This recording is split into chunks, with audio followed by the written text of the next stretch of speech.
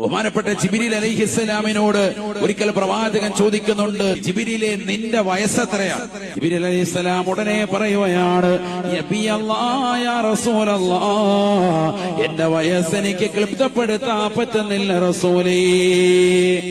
പക്ഷേ ഒരു കാര്യം തങ്ങൾക്ക് ഞാൻ ഉറപ്പു തരാം, എന്നെ അല്ലാഹു സൃഷ്ടിച്ചതിന് ശേഷം 70,000 വർഷങ്ങൾ കൂടുമ്പോ ആകാശസീമയിൽ ഒരു മനോഹരമായ നക്ഷത്രത്തെ ഞാൻ കാണാറുണ്ട്. 72,000 പ്രാവശ്യം ഞാൻ എന്റെ കണ്ണുകൾ കൊണ്ട് കണ്ടുപോയി എന്ന് ജിബ്രീൽ എന്നോട് പറഞ്ഞു വന്ന് നബിയുനാ റസൂലുള്ളാഹി.